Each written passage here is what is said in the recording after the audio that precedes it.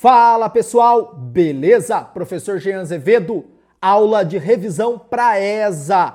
Preste muita atenção nessa aula, eu vou trazer os principais pontos que aparecem nessa prova. E é uma prova bem equilibrada, é uma prova bem suave até, que não é tão complicada, por exemplo, como a prova da SpaceX ou a prova de um vestibular mais pesado como um vestibular da FUVEST, por exemplo. É uma prova mais cara de Unesp, mais cara de Unicamp primeira fase e algumas questões muito parecidas com TRI baixa do Enem. Então, ó, papel e caneta, porque são os temas que mais aparecem que eu vou trabalhar aqui com vocês. E essa primeira questão é um tema que vai estar na sua prova. Eu estou falando de domínio morfoclimático, eu estou falando de bioma, de vegetação. Uma parte aí importante da geografia física e você, que será sargento do Exército, tem que dominar, ó, na ponta da língua. Quando eu falo domínio morfoclimático, eu estou falando desse cara aqui, gente, ó, o Aziz. O Aziz Absaber. Foi ele que determinou os domínios morfoclimáticos aqui no Brasil. Domínio morfoclimático é a relação clima, relevo, geologia.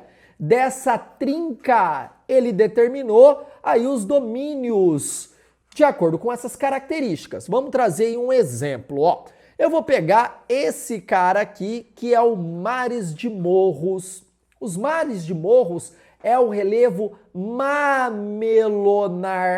É o relevo trabalhado pelos agentes intempéricos, principalmente o pluvial, que vai esculpir esse relevo, vai deixar no formato meia laranja.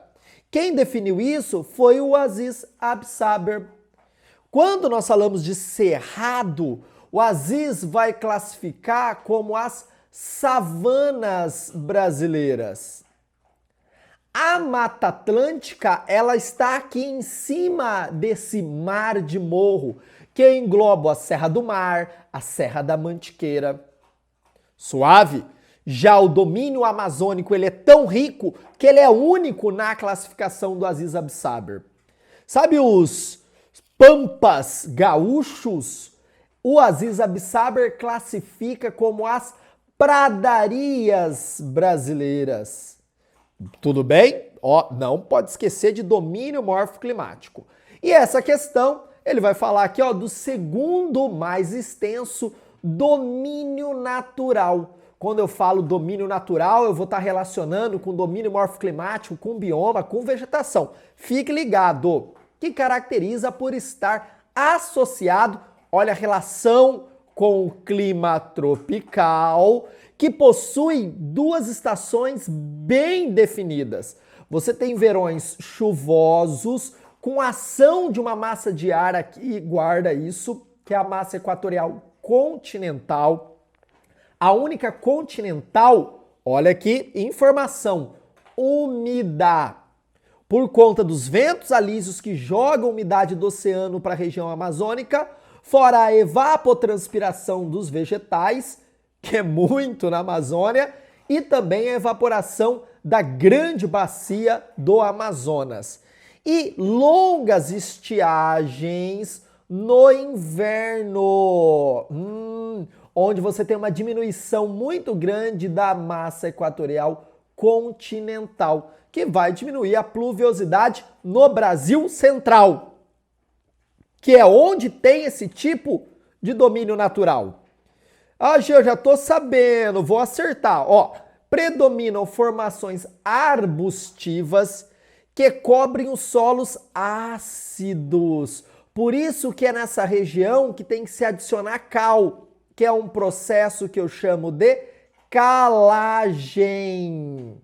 Guarda isso aqui, cara, que pode aparecer. O texto apresenta a característica do seguinte domínio natural. Você já vai matar, né? É o cerrado. Eu falei de Brasil Central, eu falei de formações arbustivas, eu falei de solos ácidos. É a vegetação de galhos tortuosos, raiz profunda, casca grossa e estratificação que varia de campo sujo, cerrado e cerradão quando se encontra com a floresta amazônica, lá na região norte da Centro-Oeste. Tudo bem? Beleza? Viram que são questões direta ao ponto, sem enrolação a essa. Então já curta, olha aqui, meta, tenho meta para essa aula, para eu gravar mais aulas para vocês, olha aqui, de 500 likes. Então bora deixar o dedão, é um projeto de educação, não custa nada você deixar o clique aí, gente. Ó, apoia o canal de educação. Bora lá para mais uma questão, assinale a alternativa que indica a sub-região nordestina. Tá vendo que a prova da ESA vai trazer algo bem regionalista? A geografia regional é presente na prova. Vou fazer aqui o desenho do relevo da região norte que você tem que estar na ponta da língua, ó. Bora cá. Eu tenho aqui a faixa litorânea, o tabuleiro baiano, o planalto da Borborema, aí eu desço aqui pro sertão, e os planaltos e serras de Ibiapaba até chegar lá na região já do meio norte, encontrando o rio Parnaíba, o delta do Parnaíba. Ó, bora cá. Então eu falei aqui que eu tenho a faixa litorânea, então faça esse desenho. Nessa parte aqui que eu chamo de barlavento, que recebe o vento úmido vindo do oceano, eu chamo de zona da mata, importante, zona da mata nordestina. Aqui em cima é o agreste. O agreste é uma área de transição onde chove e onde chove muito pouco. Ah, Gia, mas não chove nessa região, eu sei que é o sertão. Cara, chove, mas chove pouco. De onde vem essa chuva? Vem dessa região aqui, ó, da massa equatorial continental, lá da Amazônia, que joga um pouco de pingos d'água para essa região aqui, que você já sabe que é o sertão. Então, o agreste é a área de transição. Olha que ponto importante. Então, chove menos que a zona da mata, mas chove mais que o sertão. Onde eu tenho Campina Grande, na Paraíba, Feira de Santana, na Bahia. Qual é a resposta? Olha aqui, resposta é E, o agreste nordestino. O recôncavo baiano é uma área mais lá perto da Bahia, que você vai relacionar com o processo de extração do petróleo, lá no período Vargas, industrialização brasileira, ó. A política do petróleo é nossa, a região que foi encontrado o petróleo pela primeira vez. Olha que louco, cara, já tô dando questão aí para você de industrialização. O sertão é a região da Caatinga, guarda isso, a região do clima semiárido, não é árido porque chove um pouco, por isso que é semiárido. E aqui a Mata dos Cocais envolve o Maranhão e o Piauí. Aqui eu estou falando do Babaçu, da Carnaúba. Guarda isso que também pode aparecer uma área de transição entre a Caatinga e a floresta amazônica. Uma região que chove por conta da ação da massa equatorial atlântica. Não sei nada de massas de ar. Você vai fazer prova da ESA, tem que estar na ponta da língua. Dá uma olhadinha na descrição. Tem ali na descrição um curso completo de climatologia. Dá tempo de fazer, vale muito a pena. Bora lá, mais uma questão. E também uma questão de relevo. Gente, geografia física é o carro-chefe da nossa querida ESA.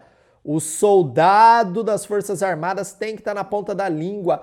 Toda descrição da geografia física do território brasileiro se ganha guerra sabendo o território, não é? Napoleão e Hitler rodaram no passado contra a Rússia, uma vez que a estrutura geológica brasileira é muito antiga. Guarda isso.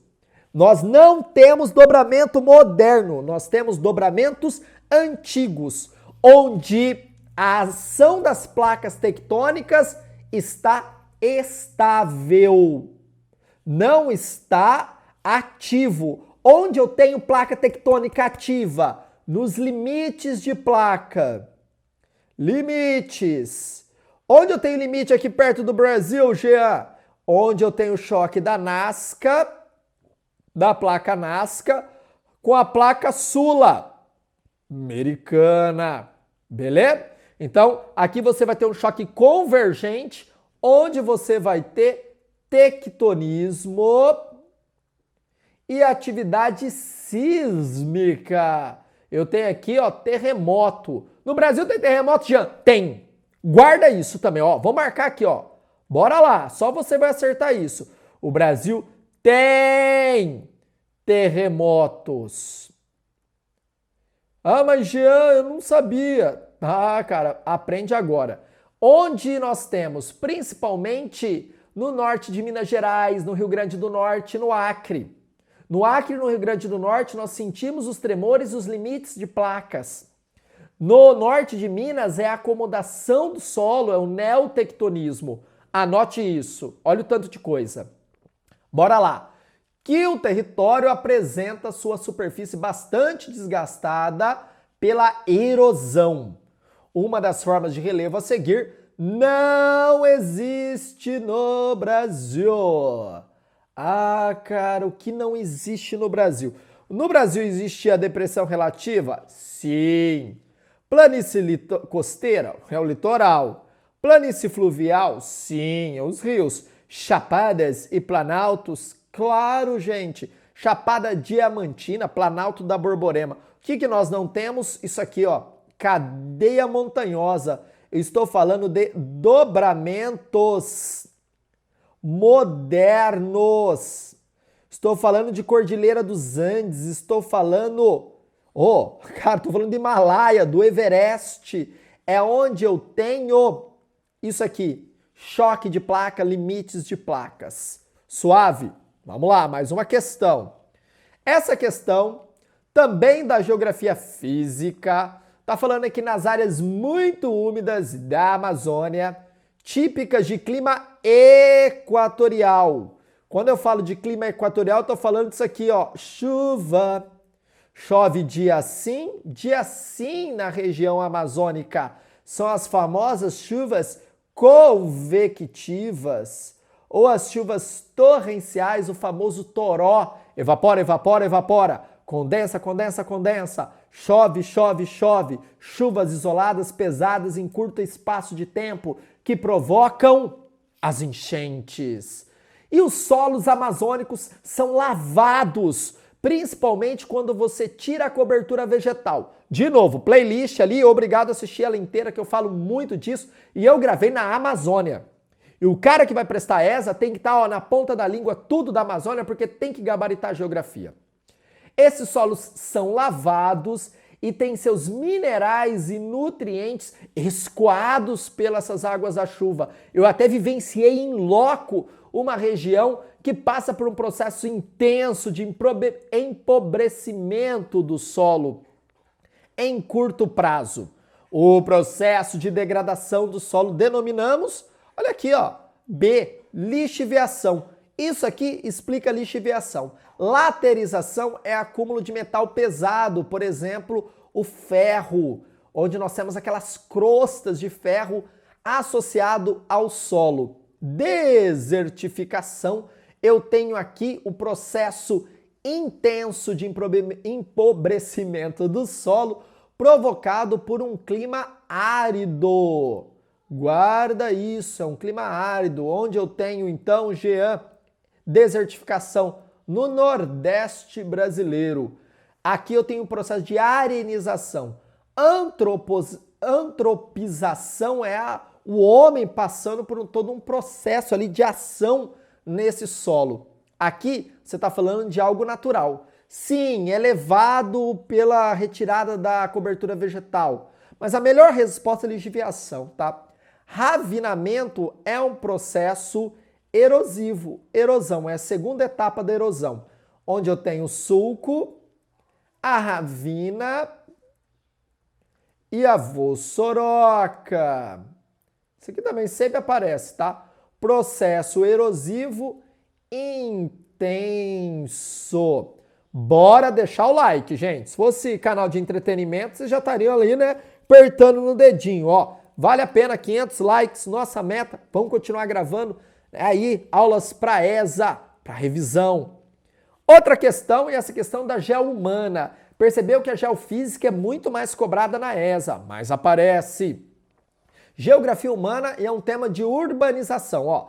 Processo de integração física de manchas urbanas de 2 ou mais cidades que crescem horizontalmente. Olha outra palavra que pode aparecer, ó, espraiamento das cidades. As cidades, elas crescem de duas formas, ou elas vão lateralmente, aumentando as periferias. Periferia longe do centro, pode ser periferia rica ou periferia pobre. E aqui, ó, o processo de verticalização. Geralmente, áreas mais valorizadas são verticalizadas, o centro ou grandes avenidas. Suave? Vamos lá? Podendo ser também uma integração funcional com intensos fluxos pendulares. Ele está falando de migração aqui. Então a cidade vai crescendo. Opa, deixa eu voltar aqui. A cidade vai crescendo, gente. Olha que legal. Deixa eu só mudar a caneta aqui para ficar mais bonito a nossa explicação. Vou usar um verde aqui, ó. Então você tem aqui a cidade 1 e aqui eu vou fazer a cidade 2. E essa cidade também tem um processo horizontal de crescimento e vai chegar o momento que elas vão se juntar. Ó, a cidade número 1 aqui é a cidade polo, onde tem saúde, educação, segurança, trabalho. E essa cidade é uma cidade menor. Então as pessoas saem daqui e vêm trabalhar aqui. No final da tarde ela volta. Esse é o movimento pendular, parece um pêndulo. Então as pessoas, ó, vai e vem, vai e vem. Esse processo é denominado. Tá, então o que acontece, como chama esse processo aqui de juntar duas manchas urbanas? É segregação socioespacial? Segregar é separar. Separar dois grupos econômicos a partir de muros invisíveis. Não é isso. Hierarquia urbana é quando eu falo que uma cidade é uma cidade pequena, uma cidade média, uma cidade grande, uma cidade global, uma megacidade. Também não é isso que está falando. Gentrificação é quando o Estado, junto com a iniciativa privada, remodela aquele território, obrigando as pessoas a saírem dali de forma espontânea ou de forma meio que obrigada. Tenho aula que falo disso também no canal. Conurbação, a união física de uma ou mais cidades. A respostinha certa aí. União física quando essas cidades crescem horizontalmente. Beleza, pessoal? Curtiram a aula? Deixa o like, vem estudar comigo Humanas 3.0 no gabaritagel.com.br. Pra cima deles, Gabaritagel. Abraços!